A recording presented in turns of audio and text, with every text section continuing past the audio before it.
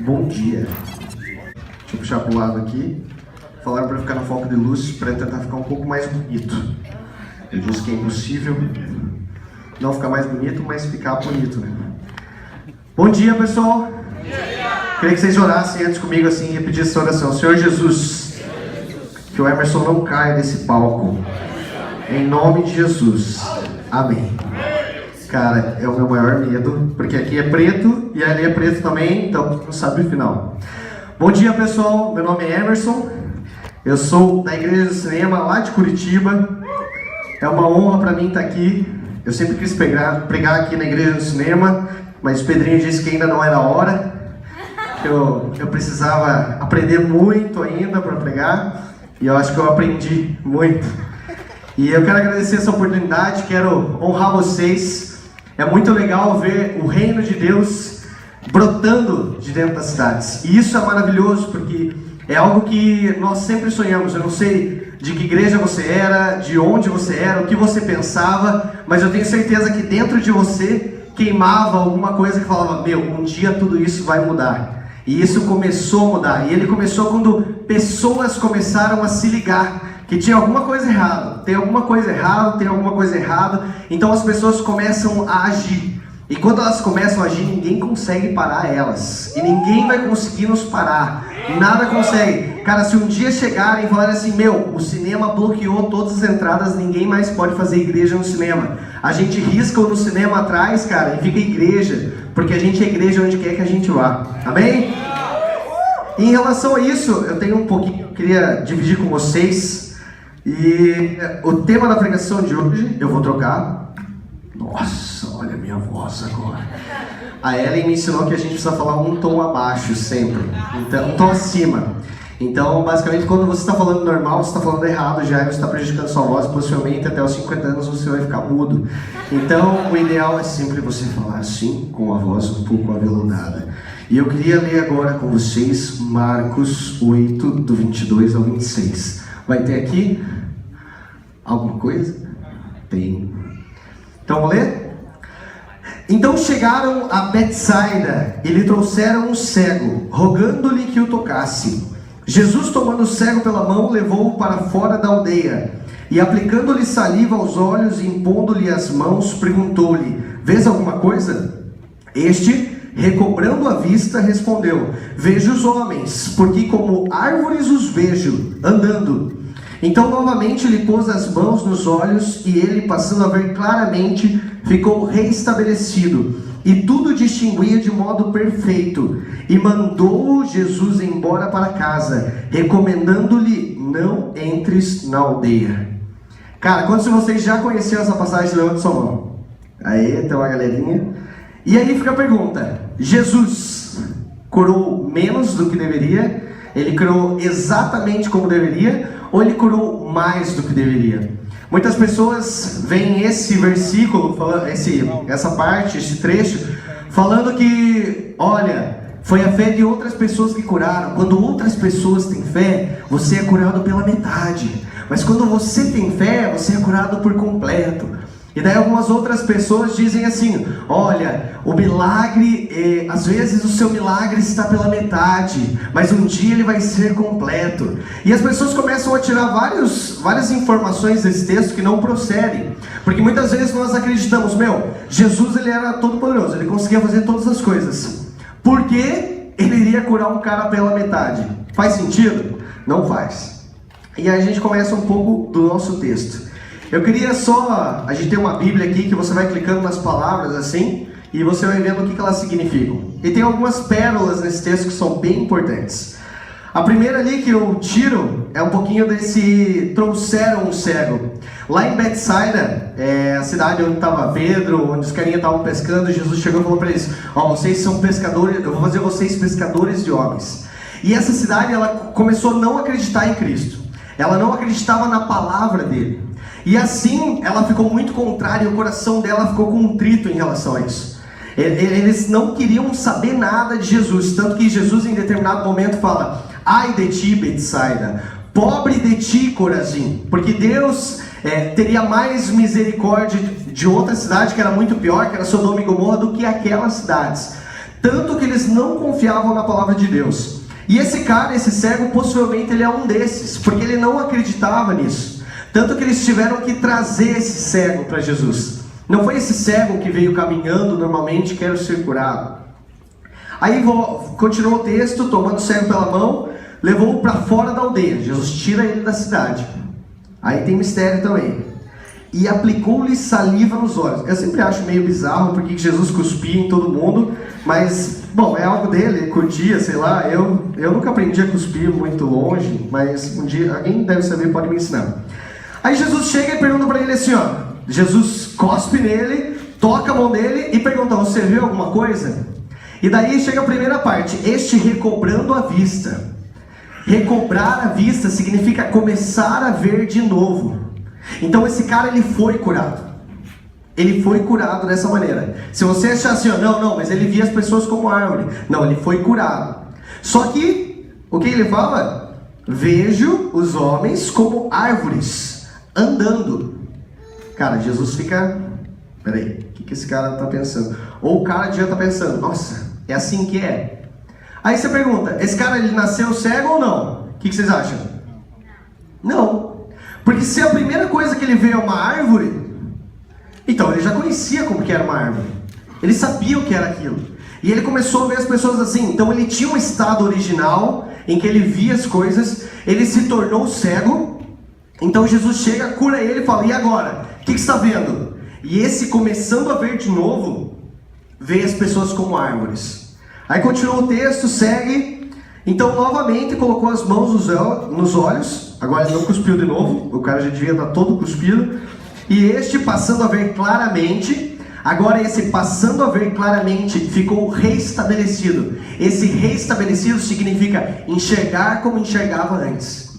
Então agora ele estava como ele tinha nascido. Agora ele conseguia ver as coisas desde a infância dele como era realmente. Então teve 3 períodos da vida desse cara. 4, vamos lá. Teve quando ele enxergava as coisas, via claramente. Então ele ficou cego. Então ele viu as pessoas como árvore. E depois ele voltou ao estágio inicial da vida dele, que é ver as pessoas.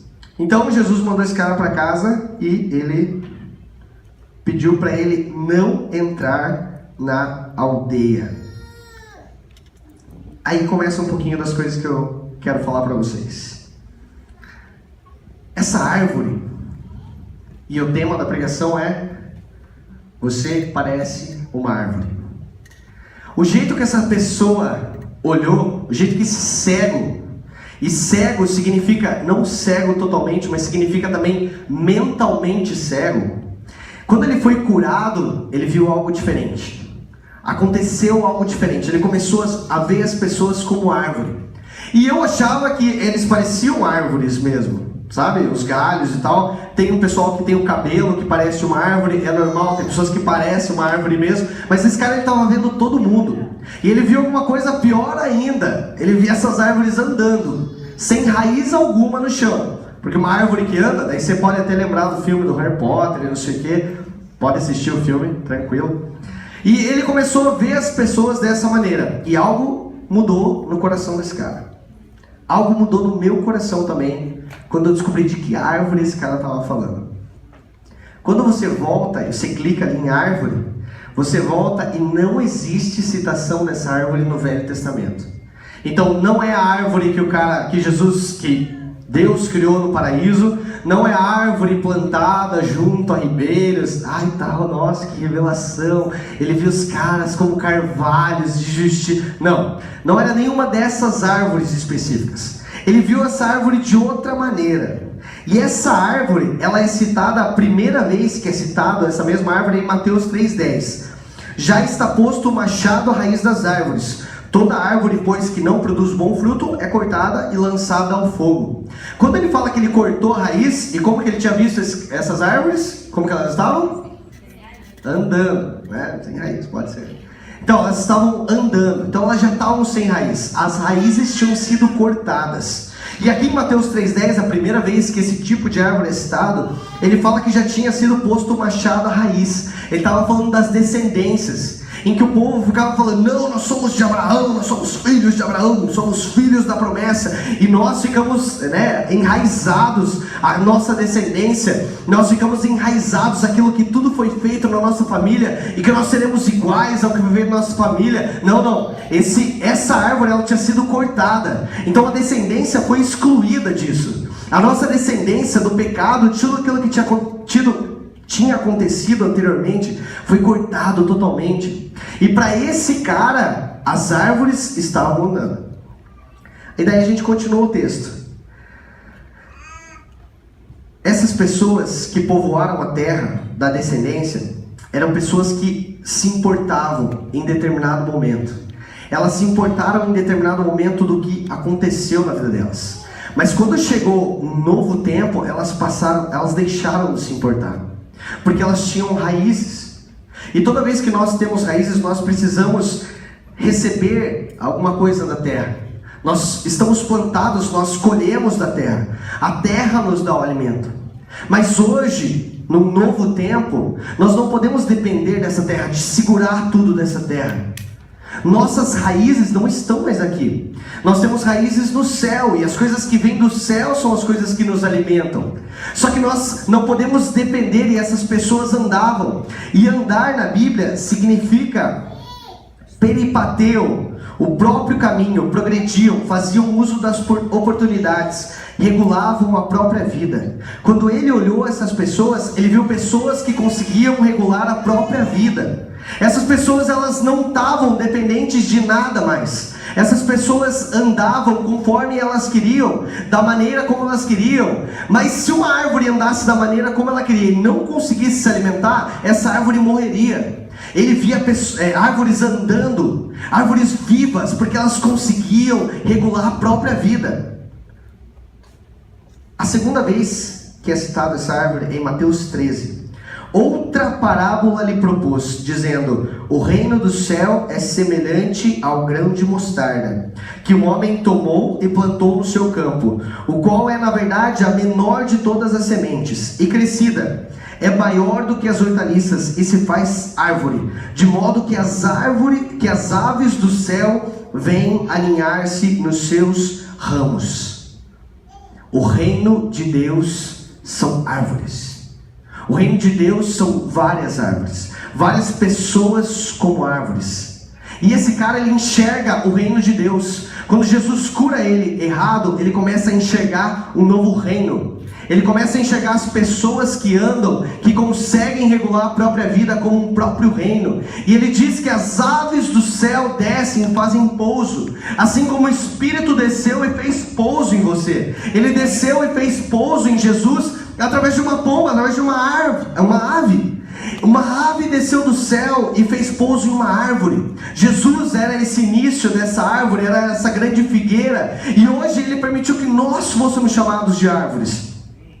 Continua o texto. Esse cara, ele era mentalmente cego. Ele começava a ver as coisas depois. Ele começou a ver como ele tinha nascido, que é como nós vemos. Nós olhando, beleza, é isso que eu vejo. É como eu vejo as pessoas. E eu queria falar agora para você, no restante aqui, como nós vemos as pessoas hoje. De que maneira nós enxergamos as pessoas que vêm à nossa vida todos os dias. As pessoas que chegam para falar com a gente ali no hall. As pessoas que chegam para falar com a gente na faculdade, no seu trabalho. Como que você enxerga essas pessoas? Como que você vê elas? Faz alguma diferença? Será que você vê elas pelo que elas fazem? E isso é comum. Eu não estou julgando você, porque muitas vezes as pessoas, elas estão condenadas naquilo que, meu Deus, eu me condeno em tudo que eu fiz.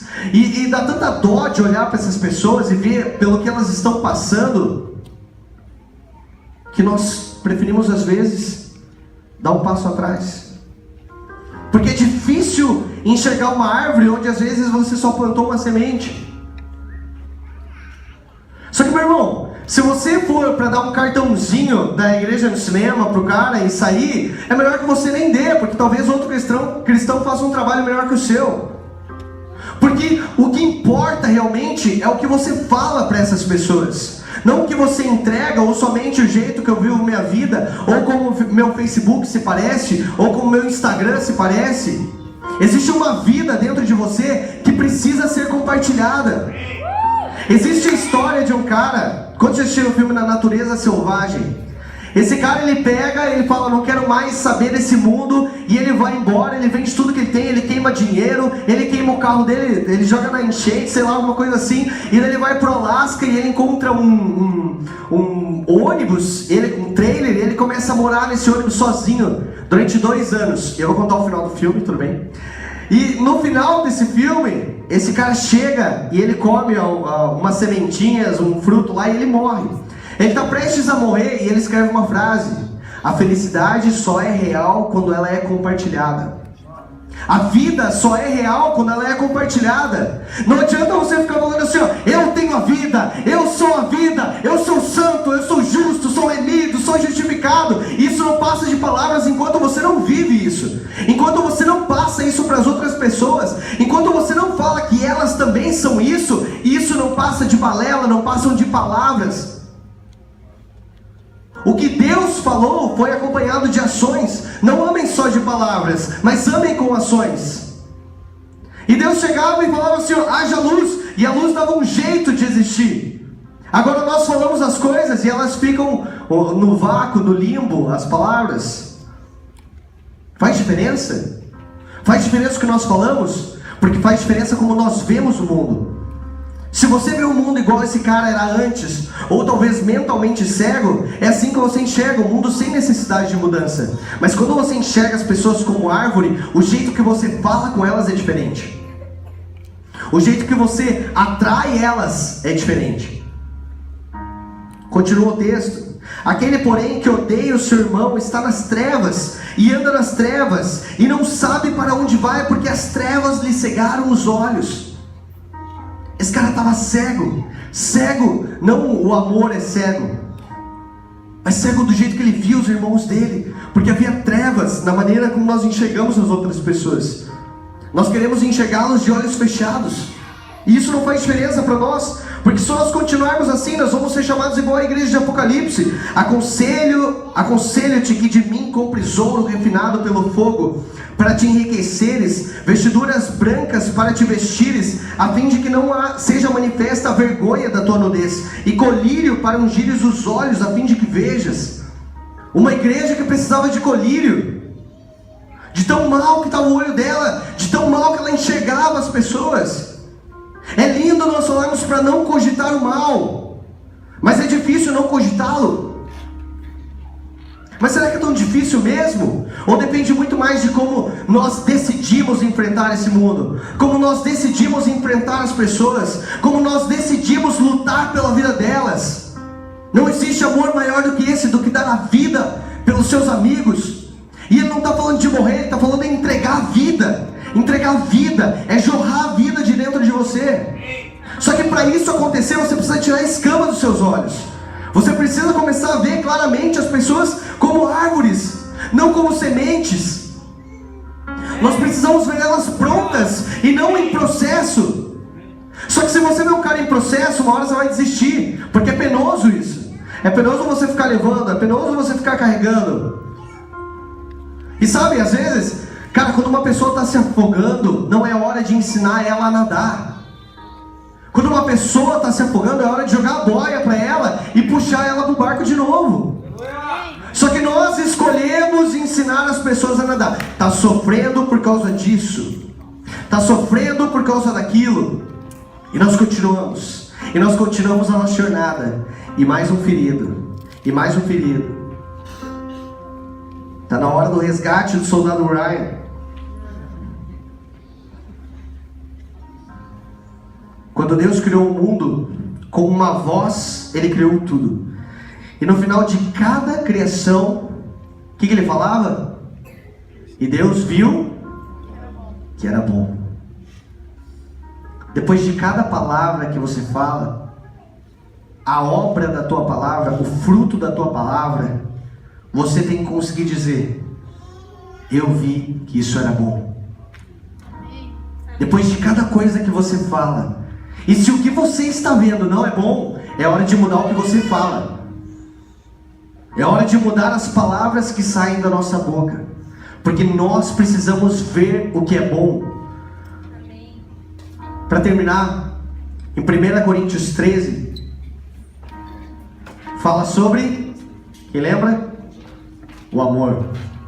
O amor é isso, o amor não falha, o amor é legal, o amor é divertido, o amor é isso, o amor não é soberbo.